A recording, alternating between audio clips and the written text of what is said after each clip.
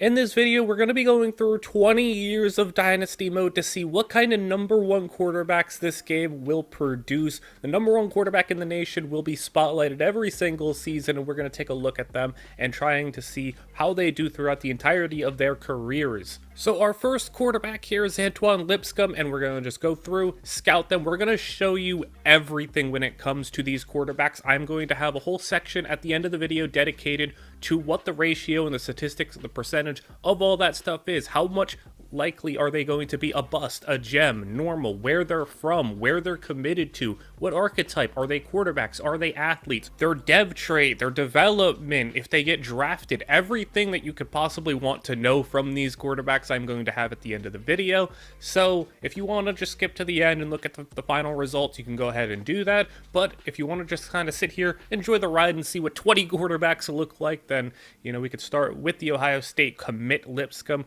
It's going to be for the first couple of seasons, obviously, just simulating through the years and trying to get these quarterbacks actually on the rosters before we actually hop into anything. If there's anything like playoff games to hop into to see what these quarterbacks are able to do from a championship perspective, then we'll obviously do that. And here's our next guy, and he looks pretty ridiculous. A field general, 6'6" quarterback with 96 throw power. He's also relatively fast, accuracy stats all well above 80.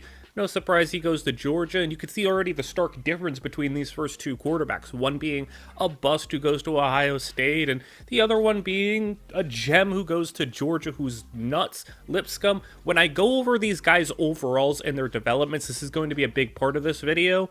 I'm going to be going strictly off their base overalls, not the overalls that they have with their coach boost. The coach boost, every team is going to have different boosts attributed to their players. I'm going strictly based off the development that they make from their base overall pre-boost. So, as you see here, I'm not even going to try to pronounce that name. I don't want to mess that up, but it says he's an 82 overall. That's because of the coach boost. He's really an 80 overall, and there's going to be a lot of guys that have these boosts because obviously these quarterbacks are going to be going to good teams. So all these good teams are going to have good coaches. So that's going to be a big thing that I kind of preface at the start of this video. But as you can see already, Lipscomb getting into the action a little bit, throwing 10 touchdowns to 0 picks. So he did pretty good early on, despite being a bust, a 76 overall to start his career.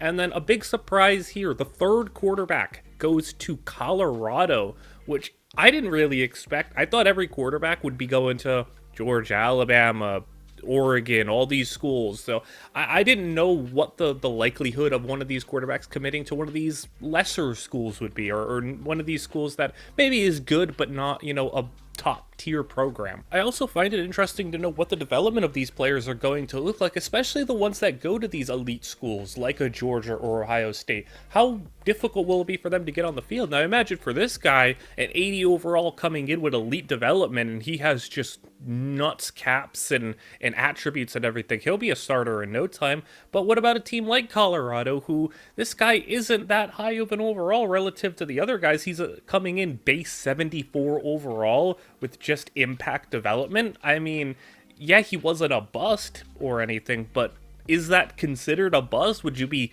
dissatisfied getting a 74 impact as the #1 QB in the nation? I mean, that doesn't sound good, especially when you consider the last guy was just an 80 elite. So the next guy, Phoenix, he goes to Louisville. Again, a really interesting landing spot. We've had 2 elite programs and then 2 nice programs in Louisville and Colorado. So I know things are moving pretty fast in the early stages, but that's just because we're trying to get these guys onto the roster and wait till they actually play. Lipscomb, he's only played as a backup so far, but we'll finally get some action for one of these quarterbacks, as the Georgia guy is going to be the full-time starter. I'll show you their statistics. I'll show you if they win any awards, if they make All-American, if they're in the playoffs, anything like that I will show you. But up until this point, nothing yet. You could see, though, 89 overall with the boost so far. So he is doing a phenomenal job with his development. He's up to a base 87 overall in just his 3rd season of development and, being on the team.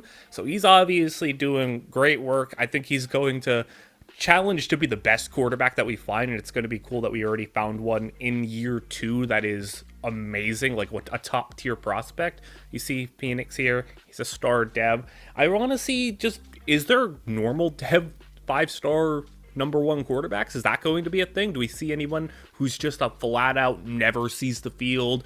How's the transfer portal going to factor into things? There's going to be a lot of factors that go into this, and really interested to see how this works. But you can see the first season for the Georgia QB, a very nice 33-11, yet that somehow results in Georgia not really doing all that much. And I said transfer portal was going to be a factor. Well, Lipscomb's going to go to Auburn for his final season. He never got a chance at Ohio State. And then the number one quarterback prospect for this year, he goes to Mississippi State. So again, that's another, smaller Power 5 school beating out these bigger SEC schools. We haven't even seen Alabama yet. Lipscomb, though, despite transferring, he's not going to play because he never really got better. And the Georgia QB, he didn't really get better either. He's still a base 87 overall, but that's more than good enough. I want to see, though, is it going to be possible for one of these quarterbacks to hit mid to high 90s? Just how far does the development go for these guys? The quarterback over here for Colorado, he's struggling to get onto the field, and it's looking like maybe he never sees the field. So he's got an uphill battle, and some of these quarterbacks who are great 5-star top tier prospects, sometimes they just don't work out. And you can see for Phoenix, he's got a sophomore ahead of him, but you'd like to hope that his development will kind of push him over the edge, being that star dev type of player. He's only, I think, 1 overall behind him, so it's not going to be difficult for him to eventually see the field. And then this guy right here, base 73 overall.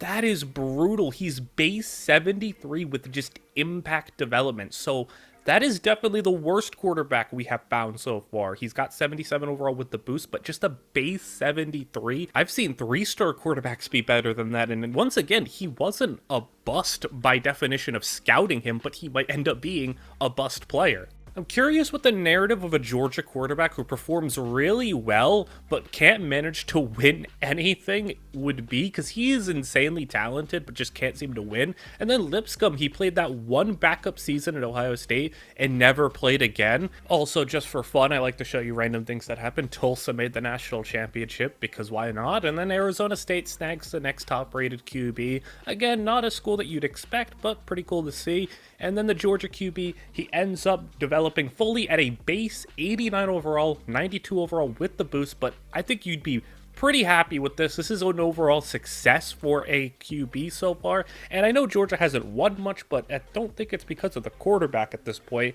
The Colorado QB, yet to see the field, that he is not developing at a vast rate. Again, only impact development, but sitting here as just an 81 base overall, and he's almost hit a lot of his ceilings. So he has been, up until this point, a little bit of a disappointment. We also have some transfer portal action here. Phoenix, he goes to Michigan. That's where he's from, so he gets to go home. And not only that, he gets to go to a place at Michigan where he gets to be the certified starting QB. At Louisville, he was fighting for the job. Here, he gets to be the outright starter for Michigan. And then the other QB, the 73 overall, he transferred to South Carolina, but also never progressed. He's still sitting at a base 73, and now he was just listed as a 3-star transfer portal prospect. So from 5-star number 1 QB in the nation, all the way down to 3-star transfer portal prospect in just a season, and he also didn't get better. So it's looking bad for him. The Arizona State QB, though, he's coming in at a pretty solid base overall. Ideally, what you seem to be looking for is like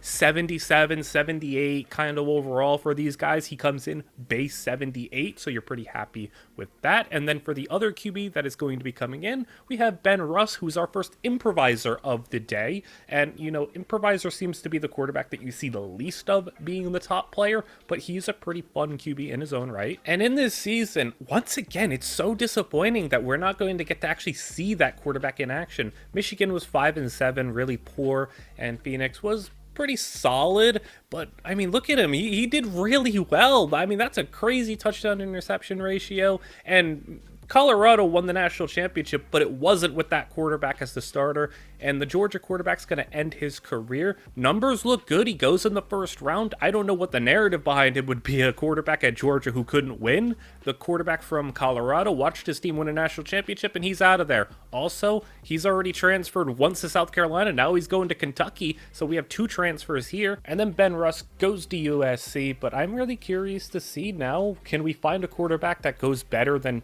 80 overall base, goes up to an 89, had elite dev. The TCU quarterback now, he is from Colorado, transfers to TCU. He's finally going to get to be a starter. He ends up being a base 81. And then Phoenix, he's going to be a base 81 as well right now. And he is going to be hopefully doing a little bit better than 5-7 at Michigan. So he's going to have the opportunity to kind of settle in as another year of a starting quarterback. And then this guy over here, man, he just can't get better. He's still a 73 overall. He is buried on the Kentucky depth chart, and I don't think he's ever going to play. Arizona State, though, they got a nice QB on their hands as he jumped up pretty decently, being an 83 overall. And I think you're pretty happy with where he is at this point. So far, though, no quarterbacks have punched a ticket to the playoffs. No quarterbacks have really done a whole lot from a wins and losses or award standpoint. Ben Russ, he's going to be pretty nice star development. I really like his skill set. I think he's going to be one of the more fun QBs. And if you get an improviser quarterback with a lot of really fun skill sets to utilize, I think he could be really interesting. You just don't often see the improvisers get there. It's always the athlete scramblers or the field generals. So, we have another athlete scrambler here, and it's going to be a typical player here, but he is a gem. He's got 4 abilities. He's got pretty good stuff to start with. So I think he's going to be potentially one of the better guys we look at. Also, I just want to show you, UMass was the #1 team in the nation, and they just went out and beat everybody basically. I don't know how this happened. This is probably one of the randomest seasons I've ever seen in this game, and I have a lot of seasons played in this game. They only lost to Penn State. That's crazy. And then the TCU quarterback, wild touchdown interception ratio, ended up with a 9-win ranked record. Phoenix over here took his team to the playoffs, won the Big Ten title game. We're going to the playoffs, so we're finally going to get some action here. And then not much from Arizona State, but it took us a couple of seasons, took us a couple of tries, but we finally got a team and one of these quarterbacks into the playoffs, so we'll get to see some action. So we jump into the highlights, just trying to see what this quarterback can do. Phoenix, down by 7, will throw, and he's got a clean pocket, and he's going to launch one down to the end zone, and it's intercepted, and it's going to be Ole Miss football, but luckily for Michigan, with 6 minutes to go, they will get themselves in a 1-score game with a position for Phoenix to put them on a game-tying drive, 8-point game. He throws over the middle, got it caught for a first down at the 45-yard line, hurrying back to the line. Under 2 to go, and Phoenix will throw, and he's got his man outside, caught at the 40-yard line. This is a Michigan team that got a first-round bye. They won the Big Ten title game, and Phoenix has played a really nice one, over 300 yards with 3 touchdowns, but a check down there underneath. It's going to be clock running inbounds, and it's going to be Phoenix to throw once more. He's got nowhere to go, and he gets sacked. It's going to go down just at about midfield, hurrying back to the line. It's going to be 3rd and very long, and now he's got to try to do something here. He's running around, and he gets sacked again. It is 4th and a mile. It's going to be Phoenix to throw with the game on the line. Incomplete.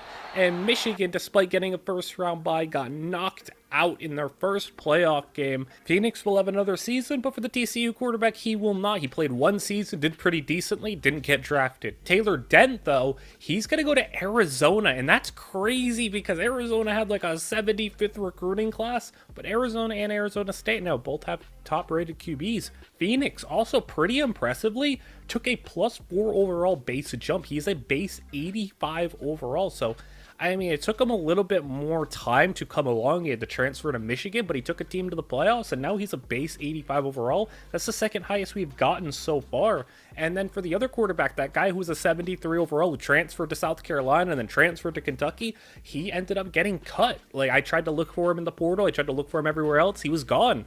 So not every 5-star top-rated QB is going to be great. You have your Trevor Lawrences, your Matthew Staffords, but you also have your Kyle Allens, your Jeff Driscolls of the world, who just go and have to bounce around in the transfer portal or transfer to other schools and not really do much of anything. Maybe they get a shot in the NFL. Maybe they can stick around. Both of those guys, Driscoll and Kyle Allen, are still hanging around as backups, but ultimately they didn't get to be successful 5-star quarterbacks. Ben Russ, he's looking pretty nice as a second-year guy. Got the red shirt as a freshman, but he's looking pretty decently here. Jumped up 4 overalls in his first year, so we're going to see what the final season has for Phoenix, as he's going to be the only significant starter going on here. We have Cameron Marshall, the next guy. He's going to be a bust, so that is going to be our 2nd bust of the video. So that's 2 #1 rated QBs as a bust. Phoenix, he had a pretty okay season, but unfortunately couldn't take Michigan to the playoffs, so his career is going to end like that. Ultimately, I think we could chalk Phoenix up to a successful college quarterback, but I thought he would have been worthy of getting drafted in the late rounds. Didn't get drafted, so he's another quarterback that doesn't make it to the NFL, at least as a draft pick. You know, they don't tell us like undrafted stuff, but Arizona State was pretty good for this quarterback. Arizona State's kind of done a whole lot of nothing significant. Cameron Marshall, he goes to Oregon, so we'll see if he can kind of shake off that bust label that he has. As you know, just because you're a bust doesn't mean you'll be bad, and just because you're not a bust doesn't mean you'll be good. So we've seen it happen already with that 73 overall quarterback, and you can see Arizona State's guy over here. He has done pretty decently in his development. He's steadily gotten better every single year, and now he's a base 85 overall. The thing for him, though, is he didn't get the red shirt as a freshman, so he did lose out on a year of development, but in that first season, he jumped up quite a bit because he was able to play as a freshman. Taylor Dent, he's going to be jumping up another 2 overalls here, so he is going to be at the point where he is going to be in line for a starting position. Ben Russ, now he is going to be the starter for USC, and I think Ben Russ is going to be a whole lot of fun. He jumped up 5 overalls this season, and he is going to be hopefully taking USC to a playoff appearance at some point. I want to see him in some action. Cameron Marshall ultimately isn't that bad. A 77 overall is definitely better than what we've seen, but I think the bust comes from the fact that he is an impact and not anything better than that. Some of his caps are a little bit more limited than the other 5 stars that we have seen, but I'm interested to see that we've had 2 busts so far. Both of them have been impact, not normal dev players. Trying to see, is it possible for one of these guys to be a normal dev? If it is, I mean, that'd be catastrophic to see one of these guys as a normal dev player. It's already been hard enough to get them in the starting lineup and get them to be successful. So, I mean, if one of them was a normal dev, that'd basically be a death sentence for them. This quarterback here at Arizona State, I mean, he's played pretty decently throughout his entire career, but because of the team that he's on, he hasn't really gotten a whole lot of success. Ben Russ does pretty solid in his first season, but for the Arizona State quarterback, I think he's played pretty well, and he got himself drafted. Really interesting to see that going to this kind of lower level power school, he was able to kind of stockpile some wins, no real significant accolades or anything, but get himself drafted in the late rounds, so he kind of snuck in under the radar, and I think ultimately was pretty middle of the pack when it comes to these number 1 rated QBs. Ben Russ, though, he's looking like he could potentially be on the upper echelon of these guys. Jumped up another overall, and he is looking really good now. True 87 overall, 91 with the boost. Taylor Dent now is also going to get some action. He jumped up another 2 overalls. He's just continued to jump up 2 by 2 by 2, and he's finally going to get into the starting lineup, and I think he could potentially do some stuff for Arizona, but I don't know if Arizona's ever going to be good enough to get to the point where they can make the playoffs. Cameron Marshall, he is going to be that redshirt freshman player, but he got up 2 overalls as well, so I think that's pretty adequate. You're pretty happy with that for an impact development player, especially one who got redshirted and didn't get to play. You do get extra development for playing rather than redshirting. So, I mean, for those of you who didn't know, if you have a impact level freshman, or really any development type freshman, you are more incentivized to not put the red shirt on them and more incentivized to get them on the field, even if it's not a lot. If you play them and they get to play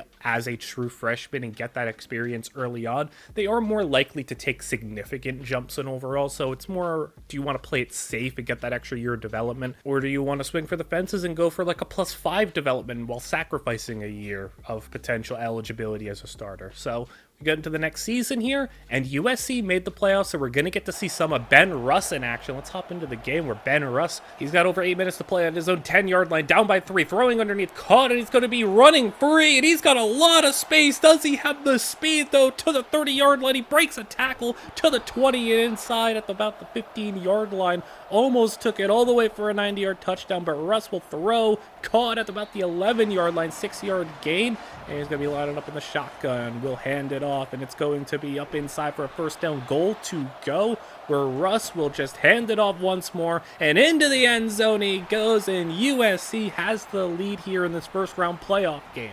Trying to see now if the defense can make a stop and get, Ben Russ into the second round, but they are marching downfield, and Kansas State is going to get into the end zone for the touchdown. It is going to be once again a 3-point game, and Ben Russ has to see if he can lead another touchdown drive. He will throw, and it's immediately going to be intercepted, and Kansas State takes the football back in scoring position, and it's going to be a 3-point game. And with the Kansas State offense going down and instantly having field position to score, they get a field goal, and Ben Russ is going to have one more opportunity with under 2 minutes to play. The screen pass will get him up past the first down marker into about midfield. There's plenty of time. He's just got to make the play, not turn the football over, and Russ goes down the field, and it's going to be a 20-plus yard gain, and it's going to be a timeout as Russ will throw left side now, caught for another first down, and they are moving already inside the red zone. Russ will hand it off. They can't afford to run the football,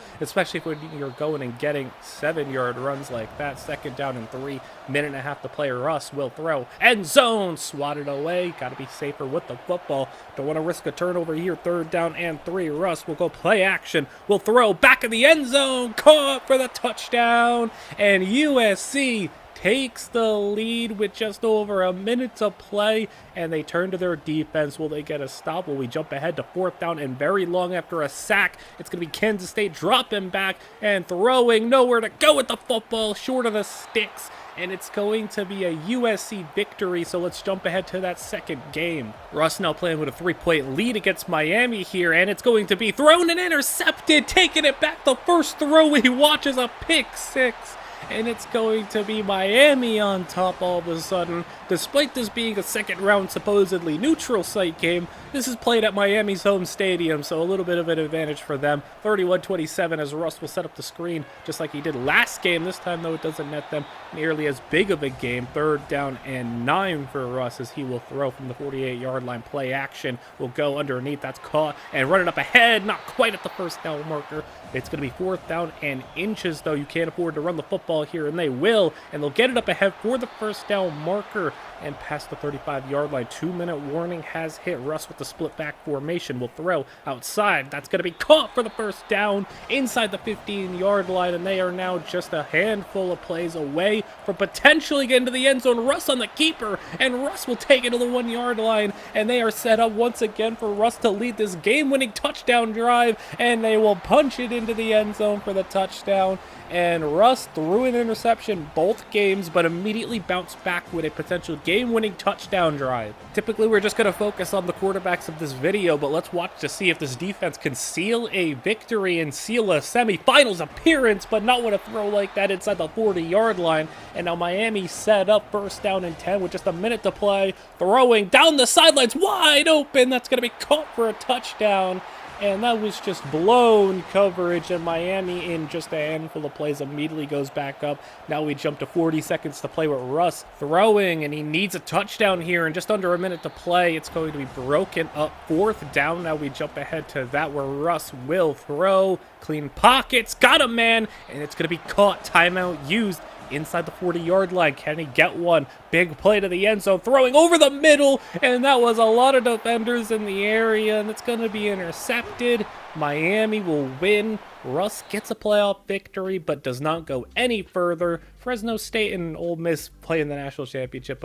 Russ, pretty nice season overall. Got to limit some of those turnovers in the big situations, but we're pretty happy with what Russ was able to do. I think he's overall been a pretty successful player. And then here's the next guy, Prince McNitt, who is going to be going to Georgia as well. So back-to-back seasons, Georgia has acquired the top-rated QB, and overall, this is the third time Georgia has gotten the number 1 rated QB. Ben Russ is now looking pretty crazy. He jumped up another 2 overalls, putting him at a true 89 overall, which ties in with that Georgia QB from season 2 who went in the first round as the highest rated. So he's an overall really great player. And here is Dent, who goes up once again, another 2 overalls. He has been a very steady developer, going up just +2 every single season. He has been very consistent, and now he is going to be with the boost in 88 overall. Cameron Marshall, he'll get a small boost of a +2 as well, and he is going to be sitting pretty adequately as a potential starter, maybe by his junior, senior-ish season, so he's going to have an opportunity to play. And then let's take a peek at the Georgia QBs. They got two of them. Angel Gammon now going into his second season, just a +1 overall for him, so not a whole lot to really be excited about for a star development player. But then they got the other guy, Prince McNitt, who is a true 78 overall off the bat with elite development. So you have to believe one of these two guys is going to be a great player. This is one of the better quarterbacks that I've seen in terms of his overall ceiling, where his potential is really sky high. He doesn't have much limitations to him. Next quarterback we will be looking at, though, it's going to be Marlon Ivy, who is a gem player and looks really fun. Another improviser who, some of these improvisers, they don't come around very often, but the ones that have kind of caught my eye. Georgia goes to the national championship, does not win, they lose to TCU, and Ben Russ unfortunately did not make the playoffs, so we won't get to see more of him, but I do think overall Ben Russ has been, up until this point, the second best quarterback in terms of overall wins and losses. I do have their records kind of sitting here right in front of me. Ben Russ did tie for the most victories. He had 25 wins in his college career, and he did get drafted in the second round. Taylor Dent did not get drafted. He just kept jumping up steadily, never got a big boost to get him into that NFL radar, but we got a second round pick. I thought Ben Russ very well could have been a first rounder, but he did not get there. Ivy, also the next #1 quarterback, he went to Oklahoma, and Cameron Marshall's going to get the opportunity to play here as a junior. He did take another very small, very slight 1 overall boost, but it's been enough. So despite being a bust quarterback coming out, he's going to be getting the opportunity to be a potentially 2-year starter for this team.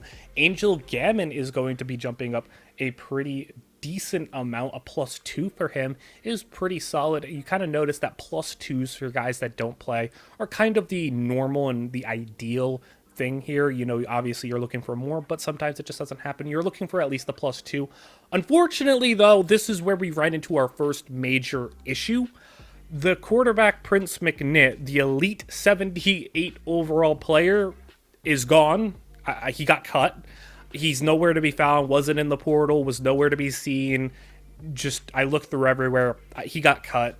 Georgia had a lot of players, so yeah, that's a little ridiculous. Marlon Ivy is going to be pretty decent to start off, but I do have to say, that's the first issue we've ran into where I'm like, that's a little ridiculous, because at least the first guy that got cut, 73 overall, never got better, transferred twice. It makes sense why he got cut and why he wouldn't be cut out for a quarterback job here in the college football, but cutting a 78 overall elite development player who looked like he was going to be pretty crazy, it's a little ridiculous, I think. And one thing I would like to see implemented in the game, and you can let me know how you feel about this, I'd kind of be interested to know if they could have the encouraged transfer players be before the transfer portal, so that any player that is decent that gets encouraged to transfer is just in the transfer portal. I would love to see a quarterback like that, just Georgia be like, hey, we have too many guys here, you're never really going to play, we just kind of got you to get you, and then he goes into the transfer portal, because imagine how big of a commodity he'd be in the transfer portal. So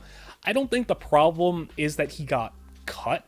I mean, he shouldn't have been cut, but if he's going to be cut, I'd like to at least see him be somewhere else and, you know, get to play somewhere. I think that'd be pretty interesting if they kind of switch the order around. So you can let me know what you think of that. But overall, that's just bad that a player like him is getting cut to begin with. But it was an uneventful season. I just kind of talked through it. And Cameron Marshall now is all of a sudden a senior, where he is going to be once again taking a very small jump in overall. Even after being a starting quarterback, he just got another +1. Angel Gammon is going to be at a point where he is pretty okay. He's been taking slight boosts now. He's not even getting +2s anymore. He's just getting +1s. And now with Prince McNitt being cut, we have one less quarterback to kind of keep track of at this point. So we're going to be just skipping right ahead to Marlon Ivy, who's already going to be a starter. It's not often that you see these quarterbacks already, especially at these big schools, being starters this early on in their career. So Ivy's going to have a real chance to be one of the more successful players that we've had. The next QB that we also had too as Cortez Bartau, who was a Texas player who decided to go to Houston. A lot of options there. You got A&M, you got Longhorns, you got, you know, all these other schools that you could have potentially went to, and you know, choosing Houston's really interesting. So we're going to see what he can do, and maybe he could elevate that program. I want to see one of these quarterbacks go to one of these smaller schools, or not top tier programs and try to elevate these schools onto a national level. We've already seen some crazy teams get into the playoffs, but can one of these quarterbacks be the reason why? Going ahead to the next season, we have Marlon Ivy in the playoffs against Ohio State. So we're going to get to see some action here. And not only that, it's snowing in Oklahoma as Ohio State has the football, and they're going to get a first down close to the end zone and down by 4, shotgun formation. They'll hand it off, and straight up the middle he goes, and that's going to be a touchdown, Ohio State, and that is going to set the stage for the sophomore quarterback Marlon Ivy to come out here, have a game-winning drive, and be the hero for Oklahoma as he starts in the air. Will throw over the middle. That's going to be caught for a first down, and a lot more. That's going to be close to midfield. Ivy will drop to throw and taking a step back, and he's now running a lot back, and Ivy breaks out of the sack, runs up ahead, launches down the field, and it's going to be caught for the first down. That is one of the craziest plays I have seen. Ivy, you got to do something big here. We got to win this game as they run up ahead for the first down, and it's going to be close to scoring position. They are in field goal range. Just don't make any mistakes as Ivy will throw, and that is exactly what you cannot do. Intercepted, and Ohio State will run the clock out. They win. They don't go to a championship because Stanford and New Mexico do, but Ivy had a great season.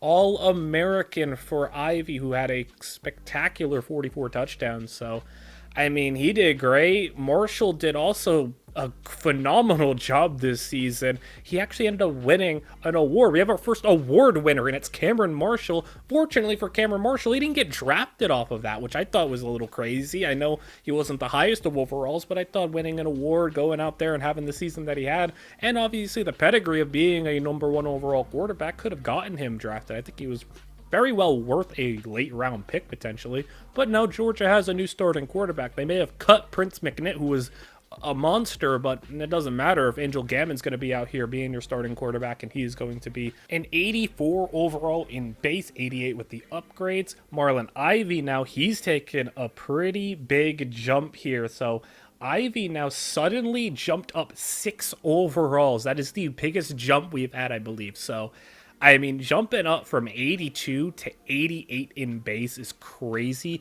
Bartow over here for Houston, not quite the starter yet. He is just the #2, but it looks like he'll probably be the starter for next season if all goes well. And then we have a new quarterback to look at, Notre Dame's Nate Lafferty, who is going to be a star development, and he's looking pretty okay.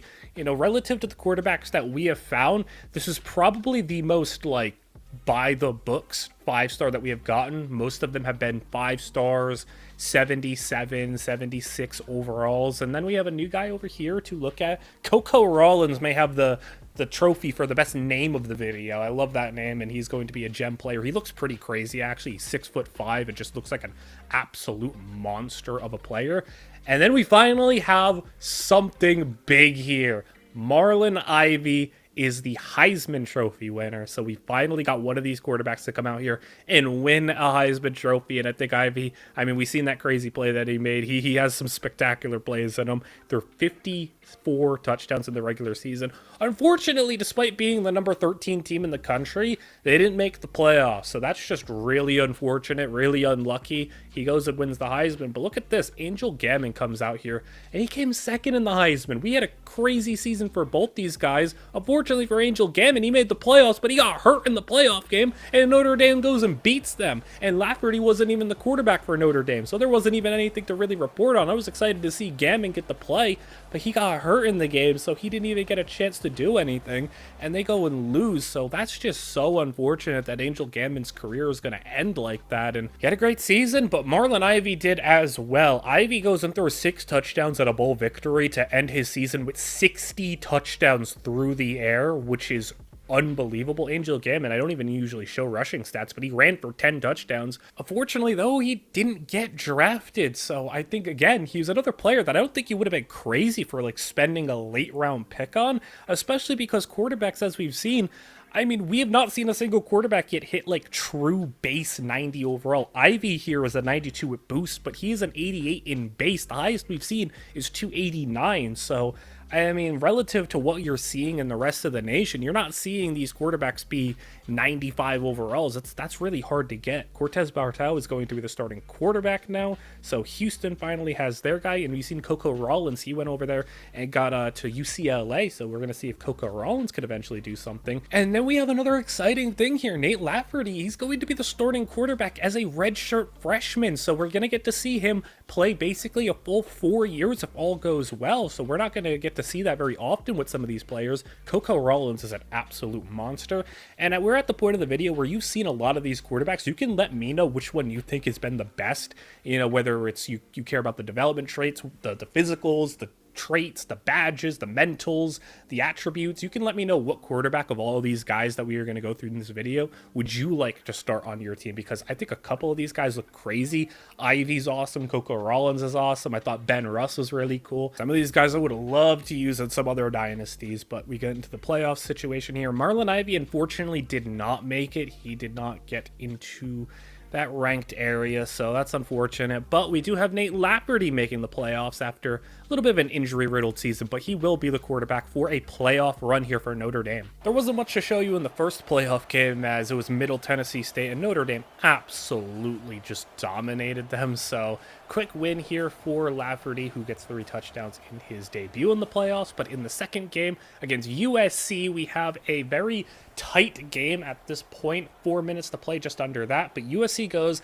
and gets a 2-score lead, and it's looking bad. 9-point game. I kind of just assumed this one was over. I just kept it going just in case. And here we have Notre Dame getting a touchdown with under a minute to play. They need a stop. They had all their timeouts, and they get exactly that. So they get 20 seconds. I guess it's something to see if they can pull up a miracle. Lafferty will run up ahead, just throw it out of bounds, though. Doesn't want to get tackled in bounds. Wants to set up for a big pass play, and Lafferty will throw outside, incomplete, 4th down. He needs a first down to potentially set up this Hail Mary try, as he will throw outside. That's right at the marker, but it's going to be caught for a first down. They spike the ball, go back to the line, and it's going to be one shot Hail Mary to try to win a playoff game. Lafferty launches it down the field. He's got the arm for it. It's swatted and caught, but it's at the 1-yard line. Are you serious right now?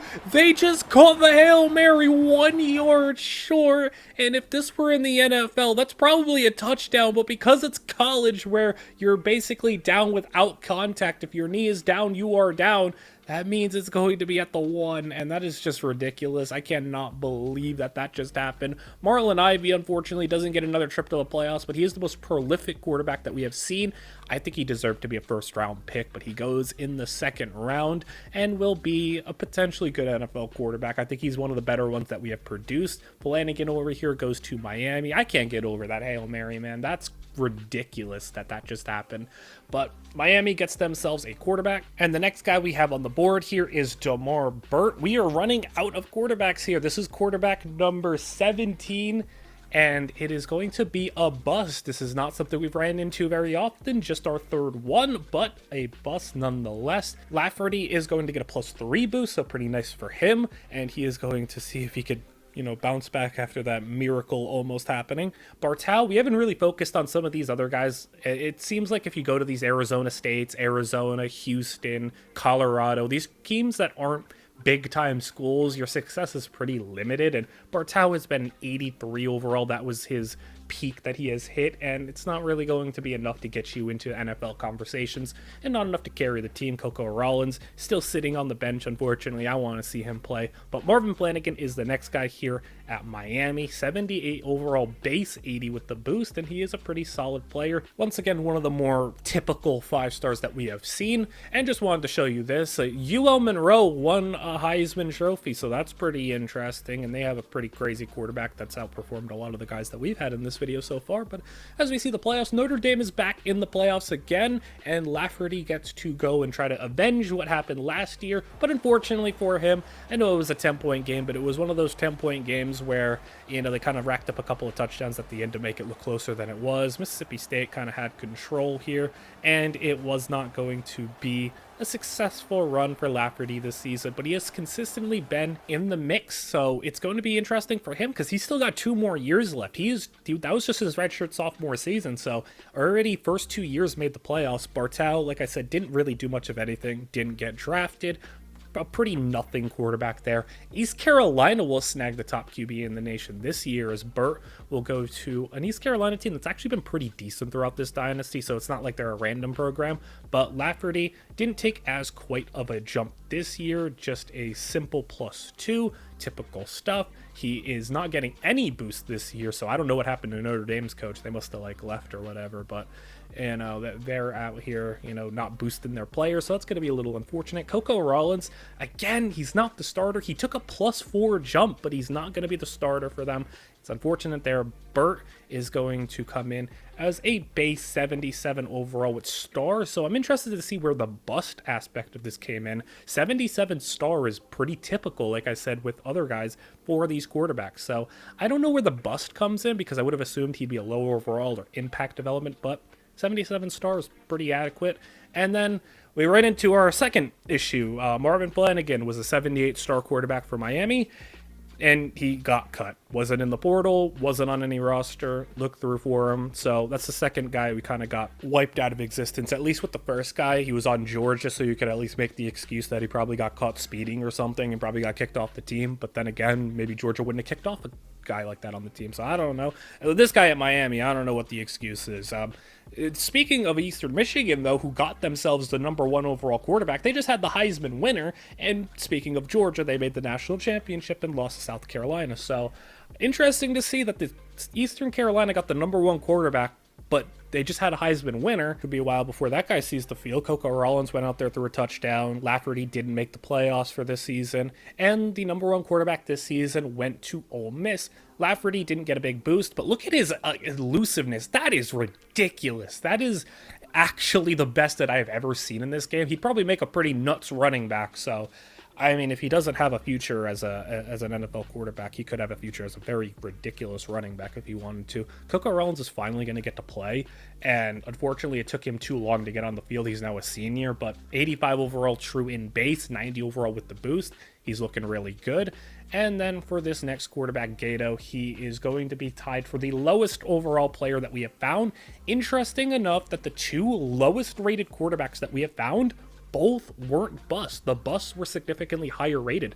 Both of the 73 quarterbacks that we found weren't gems, they weren't busts, they were just regular. So that's really interesting that I had discovered. Burt over here sitting behind a Heisman Trophy winner, he's not going to be seeing the field, but he is developing steadily and at a fine rate. I mean, he's not doing ideal, I guess, since he only got a +1 in true base overall. But as we go through this season, we have our next quarterback. This is quarterback number 19, close to the finish, and we'll see what these quarterbacks are able to do. Can somebody come out here and win a national championship? This season gave us one of the worst Heisman winning players that I've seen. 29 touchdowns, just over 3,000 yards at quarterback. Not really much there. And for, our guy Nate Lafferty, he's going to get to see him in the first round of the playoffs where he has a pretty comfortable victory, a 12-point win, and Lafferty will once again have a playoff win under his belt. And as we jump into the next one, down by 5 against East Carolina, DeMar Byrd is not the quarterback for this team. He'll be sitting on the sidelines watching Nate Lafferty, the other #1 prospect, dance around the pocket and throw to the end zone where it's caught for a touchdown, and Notre Dame on top. They go out and miss the 2-point conversion, but they still have a 1-point lead as they get the football back here, up by 1, 4 minutes to play, second down and inches. Lafferty will throw over the middle, and it's caught for the first down at the 1-yard line. Lafferty will go quick throw, end zone for the touchdown. RPO gets him in, and it's going to be a Notre Dame 8-point lead as we hopped into the Super Sim, and immediately a pick set them up for a touchdown, and it's going to be a 2-score game. East Carolina does get into the end zone and make it a 1-score game once more, but it is not going to be enough ultimately, as Notre Dame will continue to keep this ball, and on 4th down and 5, they will punt it with just a minute to play. And I contemplated watching this defense try to seal the game, but we're trying to focus here on the quarterbacks, and the quarterbacks are on the sidelines. So we see Notre Dame pick up a victory, and Lafferty finally gets to go one step further. He is in the semifinals, the furthest we have seen a quarterback make it up until this point, and he threw 4 touchdowns to get them there. But against Miami, it's not looking good, down by 10, and ultimately it will be a 17-point game. They make it a 10-point game, but Miami is just a little too much right now, and they get stopped, immediately punch it in, and it's going to be Miami going to the national championship. I wanted to hop in and see if this would be a close one, see if anything interesting would happen, but unfortunately they couldn't come closer than a 2-score game. And I would have loved to show you something for Coco Rollins in his first game in the playoffs, but nothing happened in the game. No one even came close to scoring. It was just like that for the entirety of the game, basically. It was like 16-13 at half, and no one even came close to scoring. It was super boring. But Nate Lafferty, he played a full 4 years in college. He won a couple of playoff games. Unfortunately, he was never able to make the national championship, didn't get them there, but he had an overall very successful career. I think you could definitely chalk him up as a successful #1 overall quarterback prospect. Not all these guys are going to be first round top tier picks. Coco Rollins went out. He had a really nice season as well, being a 1-year starter. Threw a lot of interceptions, but he was quite the gunslinger. Lafferty had a lot of statistics added up, and Lafferty did go in the 7th round. And interestingly enough, Coco Rollins went in the 6th round. So I think that was really interesting to see a 4-year starter who had a lot of success compared to a 1-year starter who was turnover prone and lost his only playoff game. One of them got drafted 7th round, one got drafted 6th round. Now I can say for these last couple of quarterbacks, Burt here, he's not going to play unless a transfer happens. Gato, he might not play unless a transfer happens or some crazy development happens. So it's going to be unfortunate that some of these last quarterbacks may not get the opportunity to play. Isaiah Sampson is the next guy. He was the second to last QB, and he is ultimately going to be fighting an uphill battle if he's ever going to get onto the field. But we'll be going through and seeing if we can get one of these quarterbacks out there. Our final QB of the video will be Chuck Story, who looks really nice, but for this season, there's going to be no one starting at quarterback. And unfortunately for Nate Lafferty, even though he's retired, Notre Dame goes on to win a national championship as soon as he leaves. So I don't know if that tells you about Nate Lafferty. Maybe he was just unlucky that he didn't get to play another year and he would have made the national championship and won it even if he was there. I don't know. Maybe he was the issue. Maybe he wasn't. Chuck Story ends up going to Tennessee. Burt, he's just not going to start. Gato, he's not looking the best in terms of a starting position, but maybe it can happen. Sampson, it's not looking great for him, but it's a maybe. But Chuck Story does give us some intrigue to end off this video. The final quarterback will be a true freshman starter at Tennessee. Tennessee in this game does put up numbers, does put up great statistics. I've seen Heisman quarterbacks from Tennessee, so he's going to have a real opportunity. He's going to get to play early on, and he's on a good team. So he makes the playoffs in his first season. So we're going to get to see some of Chuck's story, who went out there and had a 35 touchdown first year, so he was definitely doing his end of things. Feels like we end up playing Ohio State a lot, but Tennessee out here throwing, and he's going to be caught for the first down. Chuck Story has it inside the 50. It is a tie game here in the 4th quarter. Story will hand it off, and the running back goes straight to the end zone, gets stopped short of the first down marker. It'll be 2nd down and inches, and will he get it in the end zone this time? Yes, he will. Tennessee up 24-17. The defense trying to get this freshman quarterback their first playoff win, and they immediately get an interception, and they are going to stall just long enough to get the football back again, and it's going to be a Tennessee victory. So Chuck Story, freshman season, comes out here, wins a playoff game, but in the next playoff game against Mississippi State, not quite the same luck. Mississippi State is out here dominating, and eventually it ends up being a 33-18 game. Can't be mad at that for a first season, though. Wins the playoff game, does pretty well. Burt, he's just never going to play, so he's going to be one of those 5-star QBs who never even sees the field. Gato, to my surprise, does jump up enough to be the starting quarterback at Ole Miss, so we're going to get to see not just one, but 2 quarterbacks get an opportunity here to wrap up this video. Sampson, I'm not optimistic that he is going to eventually play. Could happen, but Story, jumps up a little bit. He is a true 84 overall, which is really, really good. Jumping up 5 overalls in his second season. So that's what I mean when true freshmen get to play and they play well and they succeed. You get a +5 overall. I've seen +6. Heisman winner. We get a UTSA Heisman winner. Burt never threw a pass in his career, so quite the 5-star #1 prospect for him. But Gato finally getting his opportunity, comes out here and has a monster season, so that's good for him. Story, he had another good year, so great for him. He is racking up the statistics. Unfortunately, not much to speak of in the playoff department, except for the fact that UTSA won a championship, which is awesome. Gato, he's going to come into his senior season, true 84 overall, so we're pretty happy with the fact that he's been able to become a starting quarterback. Samson's just getting quickly buried on the depth chart, so he's never going to see the field, it looks like. And once again, we have Tennessee, Ohio State. Chuck Story, back in his junior season, gets an opportunity to go and beat Ohio State once again as he will throw outside. He's got a man down the field, and it's going to be caught for a touchdown.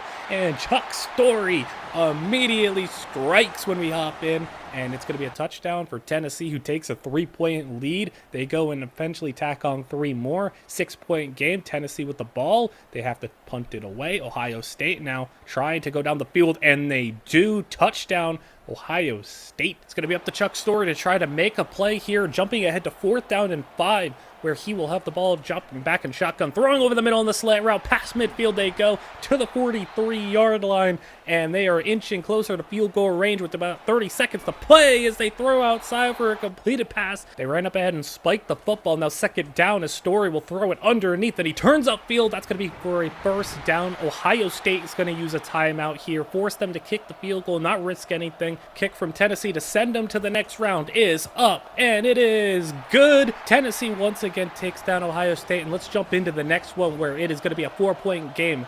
Down is Tennessee, where Chuck Story has to lead a game-winning drive with a minute to play. He goes out of bounds on a 7-yard completion, and Story now spreading the field 5 wide. He will throw right side. It's going to be jumped and intercepted, taking it back. UCLA takes it all the way, and it's going to lead to another season where they beat Ohio State but lose in the 2nd round, and UCLA is going to run it all the way to the national championship. They beat Georgia at the end. UMass made it to the semifinals, which is interesting. Gato has a really nice season, and he's been kind of flying under the radar as a really nice player, but he just hasn't gotten a whole lot of success outside of his statistics. And Samson, he's never going to end up playing. This final season is going to be just strictly focused on Chuck Story.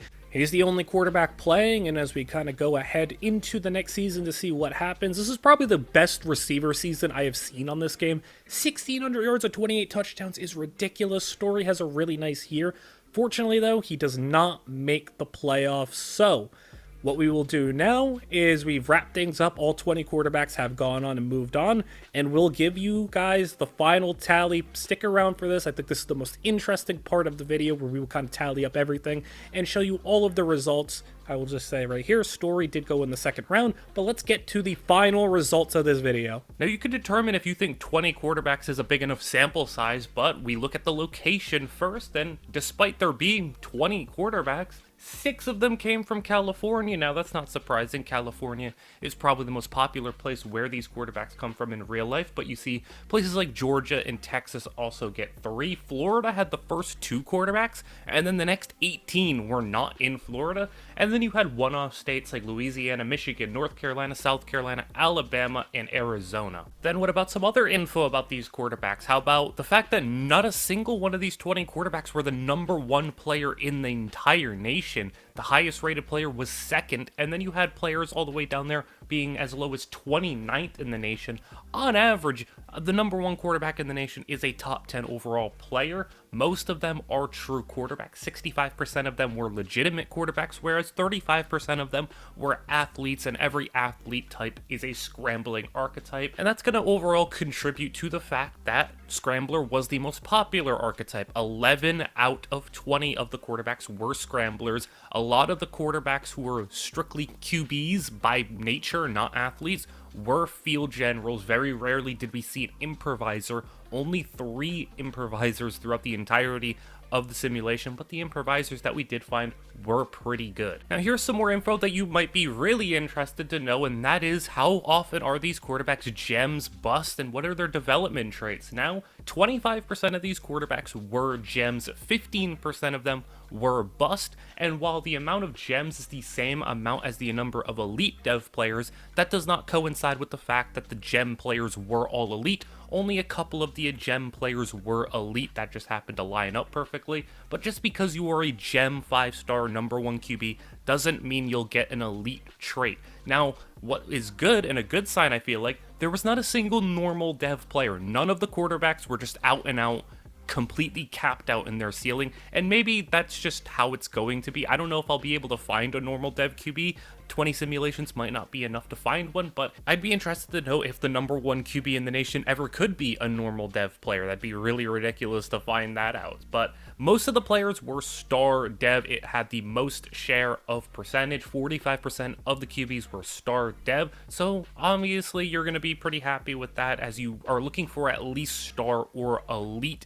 Elite is a little bit more rare, of course, but you're looking for at least a star when you're getting these 5-star prospects. Only 30% of the time are you going to be getting an impact level player, and obviously 0% at normal, so 70% chance you're getting a really quality dev player when it comes to these top tier QBs. Now, looking at their overall development, I will say, for anyone who just kind of skipped to the end of the video or who needs that reminder, all of these overalls I am talking about are without the coach boost. The coach boost, every team is going to be different, so it's kind of hard to factor that into.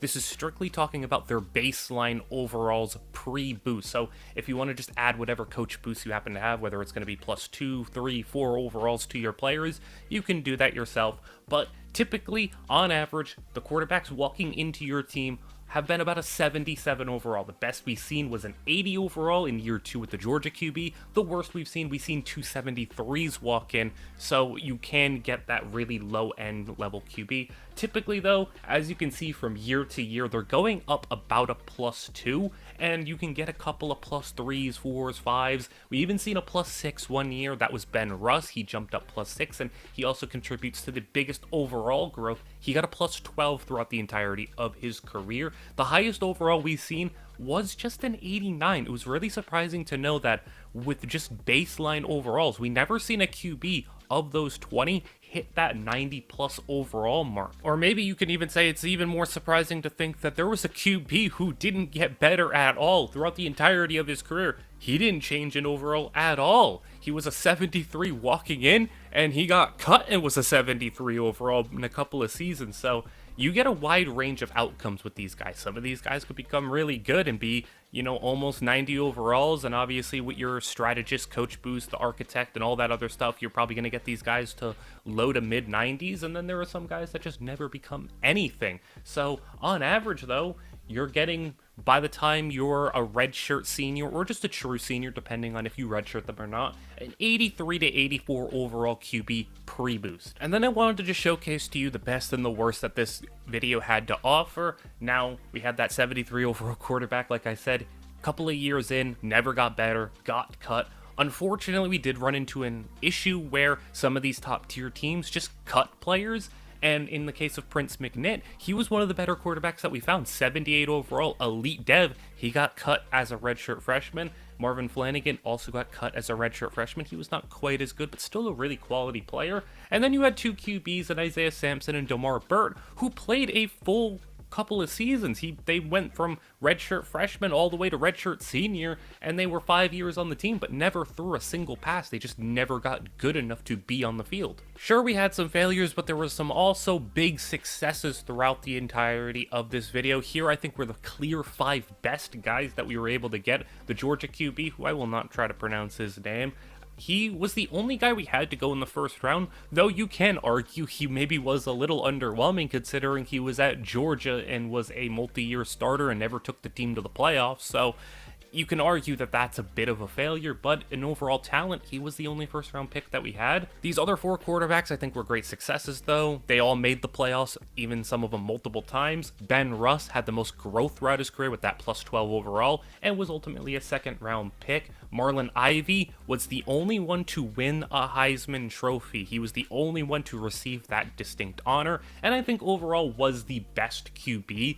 Despite only going in the second round, I think he should have been a first rounder. He was, I think, the best overall QB that we had. Nate Lafferty was really interesting because he was definitely, of all these guys, you can see the lowest overall. All these guys were 88s, 89s. He only grew to an 84, but he got the benefit of being a 4-year starter and was the winningest quarterback that we did have, and he was really fun. Ultimately, his lack of talent led him to being a 7th round pick, which is where he differs from a lot of these other guys. And then the last QB, Chuck Story, that we had was also a 4-year starter, won a whole lot, played a bunch of games, took his team to the playoffs multiple times, and was ultimately a 2nd round pick. So a lot of these guys had varying levels of success, but we did have some success stories throughout this video. But ultimately, that will do it for this video, and I really hope you guys all enjoyed. A lot of info kind of thrown at you here. A lot of work went into this, simulating 20 seasons, keeping track of all the statistics and all the information, all the data, being able to put all this together for you. I hope you all appreciate it. Let me know what you all think. If you want to see videos like this, I could do this with running backs, wide receivers, other positions if you want to, something along this line. And if you all enjoyed, like, subscribe, comment, all that stuff is super helpful, and I will see you guys all in the next one.